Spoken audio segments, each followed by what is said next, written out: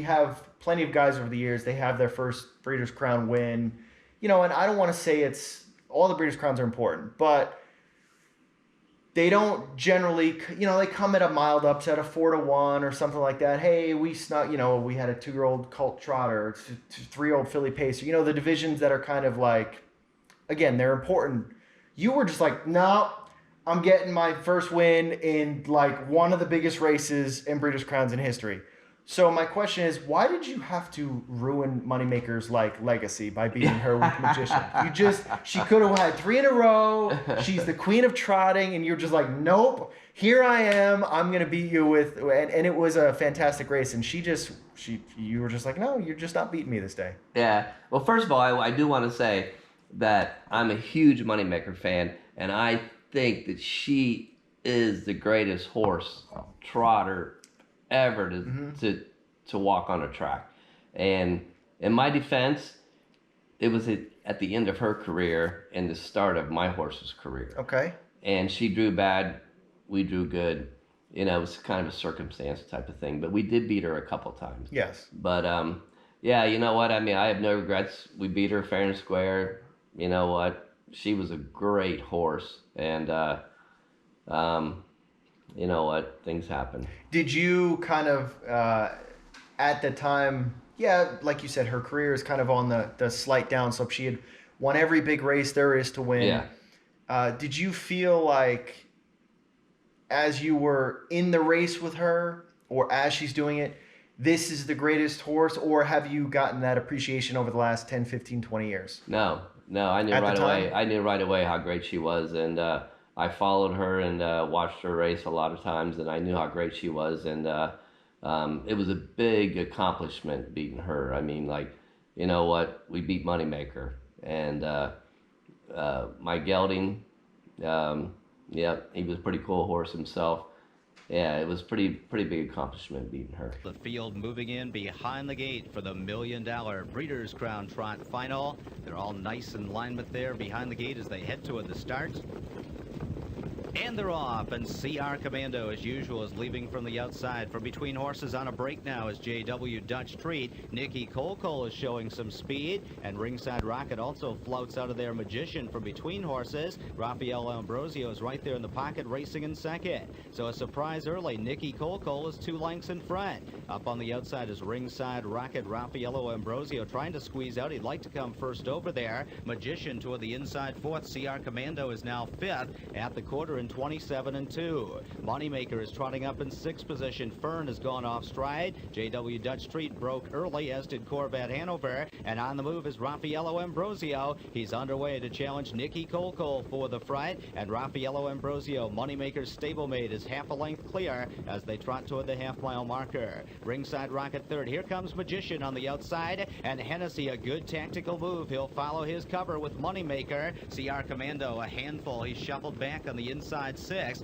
55 seconds flat for the half-mile time. Nikki Cole isn't letting anybody go. And Magician will come 3 wide around Raffaello Ambrosio, whose rally is stalled there with 3/8 to go. Ringside Rocket saving every inch of ground. And Moneymaker follows the 3 wide cover on the outside. So Magician is now on even terms with Nikki Cole, who's put to the whip. And Moneymaker looms the danger a length behind him. 3/4 in 1, 23-4. Miller and Magician at the top of the stretch have taken the lead. Nikki Cole is racing in second. Moneymaker with some work to do. She's full out, still 3 lengths away. And Magician is driving on with a 16th to go. Moneymaker up into second. Late trot from Ringside Rocket. Magician still 3 lengths in front. Moneymaker will not get to him. It's Magician in the $1 million Breeders' Crown Trot. Moneymaker second. Ringside Rocket third. 153-1.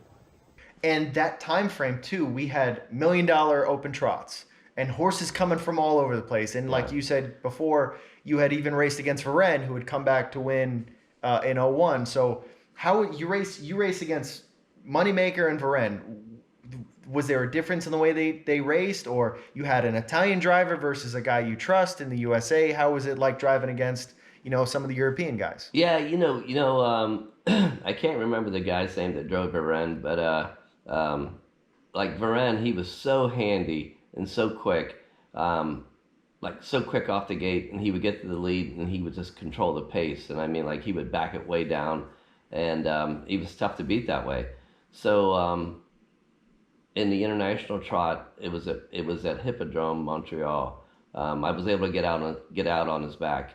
But I remember in one point in the race we were going so slow. Even my horse was starting to get a bit aggravated, and like put a couple steps in, But I mean, like Brent, he was just so handy that way. Like he could go so fast and go so slow, so quick. Mm-hmm. I mean, he was tough to beat that way.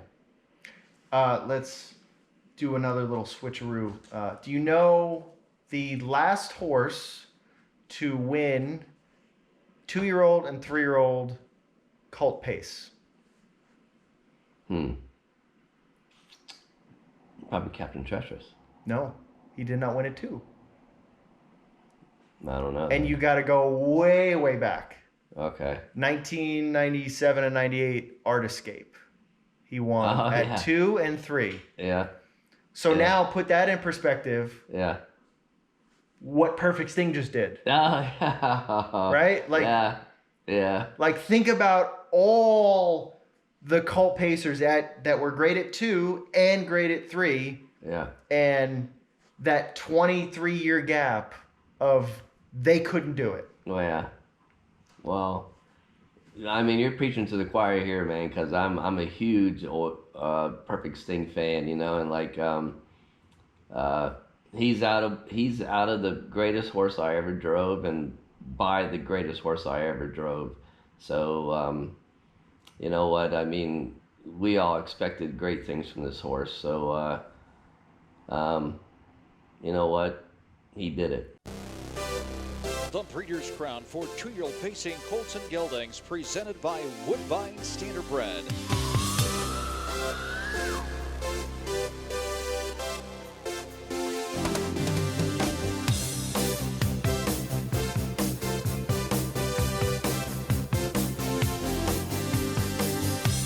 Here they come. And they're off in the Breeders' Crown. From the inside, Perfect Sting is stepping away, Southwind Gendry, and from the center of the track, Summa Cum Laude. Down along the pylons, JK Going West with favorable position as they charge into the first turn. Literal Land Hanover along the inside. Approaching the first quarter-mile marker, Always a Mickey. There between horses, Baca Bent Hanover to the outside. Bayfield Beach comes away third last with Caviar Lotus and Captain's Place. 25 and 3. A blistering first quarter here, set by Gingras and Southwind Gendry as they head down the backstretch, and out of the pocket comes Miller with Perfect Sting. So there goes Perfect Sting, the undefeated freshman, as he throttles up to take the lead. Perfect Sting a nose, a neck a length. Southwind Gendry to the inside, and JK Going West is hanging tough in third. Inside to fourth, Summa Cum Laude. Fifth to the outside comes a Baca Bent Hanover, the half. 54 and 1 as they charge to the far turn. Perfect Sting leads the way a length. Southwind Gendry to the inside is now locked in second. To his outside, Baca Bent Hanover there to mix it up in third. JK Going West is now locked on the inside. To his outside, Bayfield Beach is well placed second over fifth. Along the pylon, Summa Cum Laude is locked and shuffled. To his outside, Caviar Lotus. They reach three quarters in 1:22 and 4. Racing for a home in the Breeders' Crown Final. Perfect Sting has the lead. Southwind Gendry to the outside, and here comes JK Going West, angling 3 wide with less than an eighth of a mile to go. Perfect Sting, the streakers of the line. Southwind Gendry, JK Going West, and a fast closing is Summa Cum Laude to the wire. Tied to the line may have been Perfect Sting, but it's too close. 150 and 2 in the Breeders' Crown Final. Photo for win. Starting gate is rolling. Ken Warkington, the voice of the Meadowlands Racetrack, is now back in the booth. He'll take us the rest of the way this afternoon. You are watching live coverage of day 2 of the Breeders' Crown Championships from the Big M. The Glamour Boys are getting set to do battle. Here's Ken with the call. Breeders' Crown Final, $600,000. Breeders' Crown Final presented by Diamond Creek Farm. 7-5 on 2, Charlie May. Elimination winner, 8-5 on the 5, Perfect Sting. He was also an elimination winner. They square off here in the Breeders' Crown Final presented by Diamond Creek Farm for $600,000. It starts the 50-cent early pick 4. Here they come.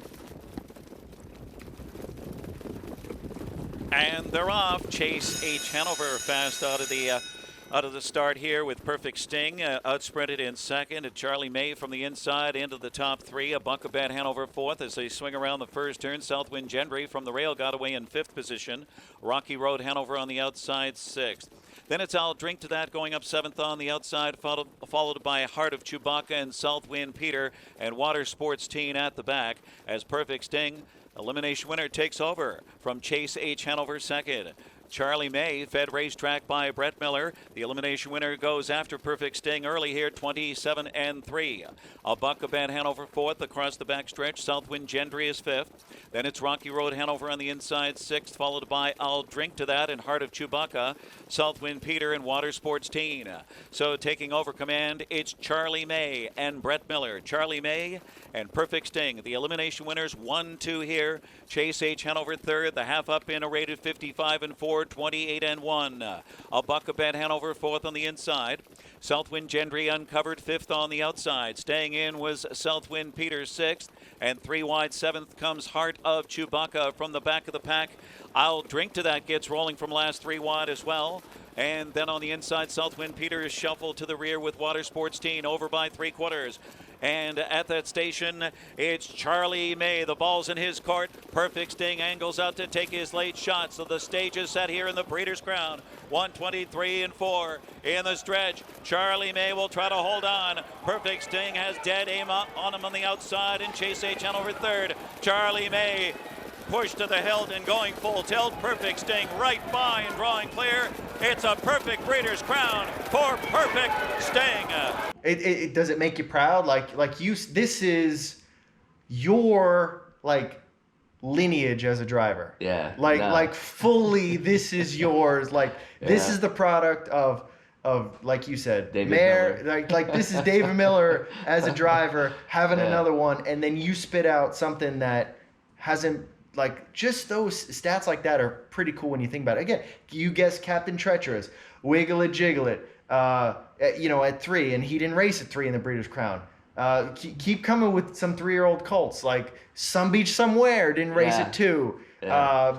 Rock and Roll Heaven at 2010, Rock and Roll Hanover. Yeah. Like, there's so many amazing horses of the year that didn't win at 2. Yeah. Or they won it 2 and they couldn't come back and win at 3. So Yeah. I mean, I hope like Sting, he stamped himself as a great horse, because I've always felt that way about him, and like I said, we've always had high expectations of him, and we always believed in him, and like him winning the other day was just a stamp for him, like he did it. Like you said, it's tough to do, 23 years, and he did it. And I mean, like, it's just it's a big accomplishment for him. Last year was perfect. He was 10 for 10. Yeah. This year, not so perfect, but perfect on the board. I mean, like, he was always there. Yeah. I mean, every race, is it frustrating when you're, like, just getting beat by, half a length here, a quarter of a length here, and it's just like, do you like get on yourself about like, what could I have gotten that extra 2 feet? I needed 2 feet at the wire, and where did I mess up that? Or do you kind of be like, no, I have to move on to the next race. I trust my horse to be good, and just keep being first, second, third every race. Yeah, I know. No, that actually come to that. He was second in the Meadowlands. He was third place, second in the Meadowlands pace. He was second in the Hempt, and like now we're getting to he was second in the North American Cup, and like we got to Delaware, and like he got nosed out at Delaware, and I was talking to John Campbell, and I was like, what am I doing wrong? What am I doing? And he was like, and then he got nosed out at Lexington, and like. Yes, it was very frustrating, very, very discouraging, and like, you know, you're like, those losses were heartbreaking. They were for me anyways, you know, and like, it was so gratifying to see him win the other day. I mean, like, it was just, you know, I was so happy for the horse, and so happy for everybody, but I mean, like, just happy for the horse that he finally, and I mean, like, it's, you know, he got one, so I was happy for him. And like you said, there's 7, you know, you count all the 7 races or 8, whatever it is. Like, you have the Jug, you got the Meadowlands Pace, you've got the North America Cup, you got the Kentucky. All different horses are winning those races. Yes. You know, like Rocky Road, a Buck a Bet, Lawless Shadow, you know, all those different horses. You're like, okay, but there's Perfect Sting there every week. So it's like, yes, I don't want to say they're one-hit wonders, because those horses are great too, and they made a lot of money. But I'll give him credit. He stood up. He stood up for every fight. You know what? He showed up every week, and he gave him a fight. You know, nobody ever went easy. You know, they had to get by him. You know, and I give him credit for that way. I mean, he he's had a heck of a season, and I mean, he's earned it all. And I mean, like, for him to like come back and like late in the season, you know, win the way he did the other day, it was impressive.